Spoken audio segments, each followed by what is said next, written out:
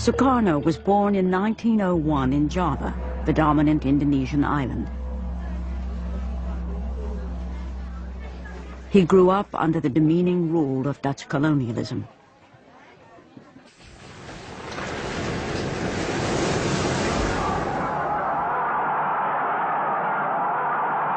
Sukarno was an ardent nationalist who led Indonesia's independence movement. He became president of the new Republic of Indonesia in 1949. Belum ada yang menandingi Sukarno sampai sekarang. Dialah yang mengerti nasion Indonesia itu. Karena itu juga Sukarno lah yang tidak jemu-jemunya menganjurkan tentang nation and character building.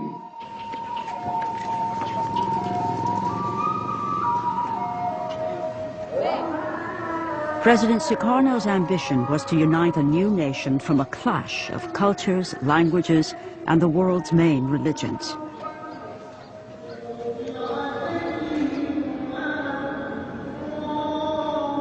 Indonesia is the fourth most populous nation on earth and the world's largest Muslim community.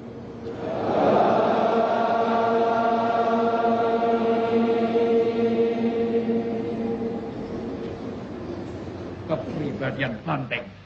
Maka karena itu, ayo maju terus, jebol terus, tanam terus.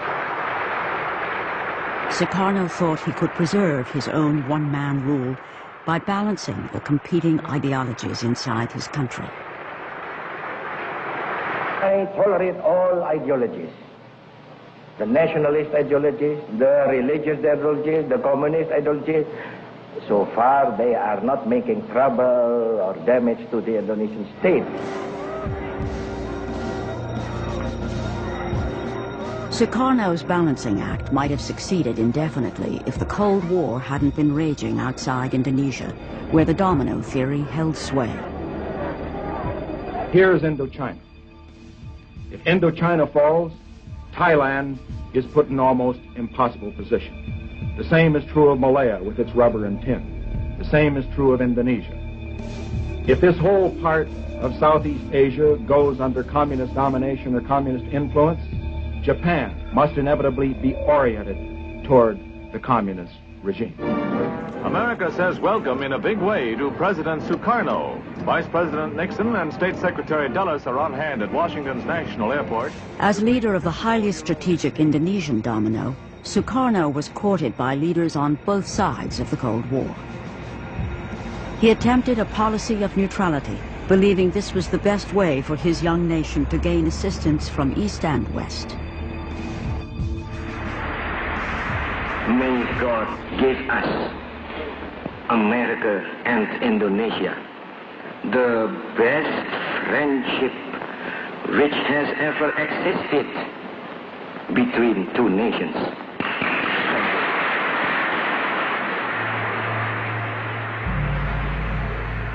Only 3 months after his address to Congress, he visits China and the Soviet Union.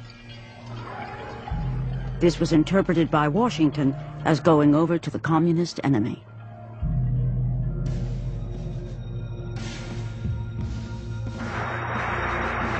The United States becomes even more alarmed by the success of the Indonesian Communist Party in 1957 elections. Indonesia is now seen as a questionable ally.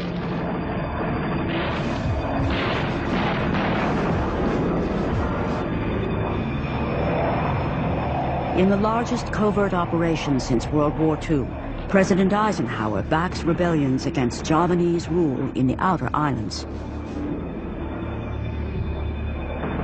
Let's face it, the United States made a horrible blunder in 1957-58 in supporting an independence movement within Indonesia.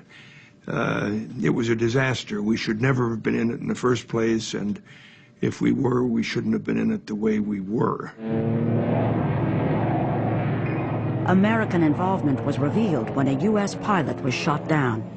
The U.S. quickly withdrew support, and the rebellions collapsed. Western intervention had backfired. Having stood up to a superpower, President Sukarno's grip on his country tightens, and he becomes emboldened on the international stage. Sukarno uses the United Nations to protest about Western intervention in his region. I hate imperialism. I detest colonialism, and I fear the consequences of their last bitter struggle for life. We are determined that our nations and the world as a whole shall not be the plaything of one small corner of the world.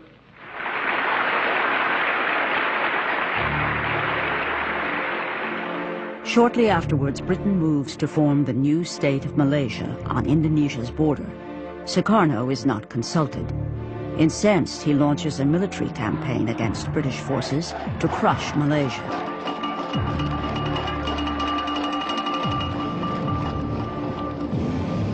Britain's top propaganda specialist, Norman Reddaway, is sent to Singapore to take charge of Britain's propaganda war. What I remember Norman telling me, his mission was very simple. Do anything you can, he was told, to get rid of Sukarno. And he was given a budget. It was a matter of hundreds of thousands of pounds. Sukarno had a well-deserved reputation as a womanizer.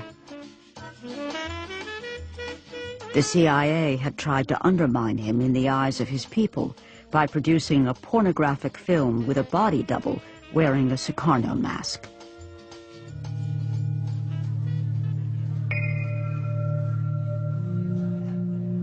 At least 6 assassination attempts were made on his life. Sukarno blamed the CIA for most of these.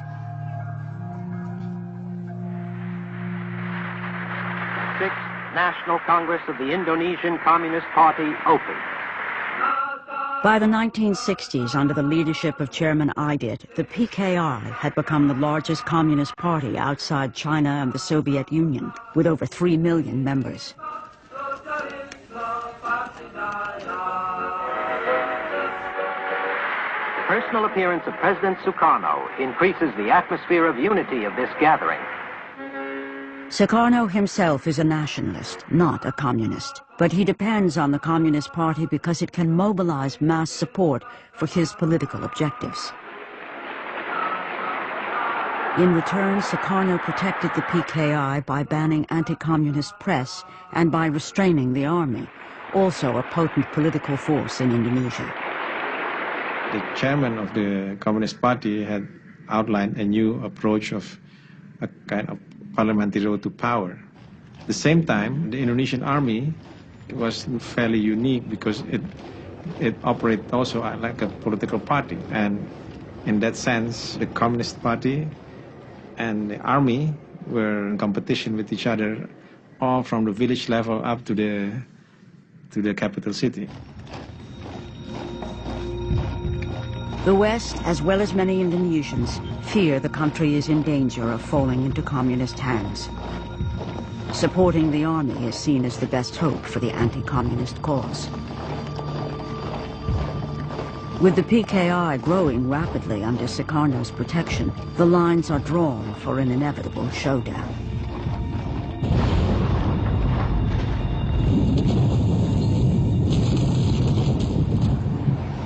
To the north, by 1965, the United States is escalating the war in Vietnam.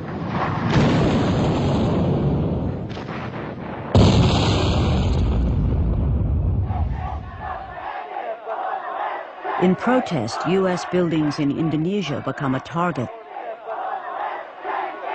There were mass demonstrations, thousands of screaming demonstrators that would throw rocks at our embassy, and several with flaming rags around them. So we were, in effect, public enemy number 1 at that point. We had replaced the British. Anti-Vietnam War protests are also the order of the day at the University of Wisconsin, where Ibnu Santoro has been studying economics for the past 5 years.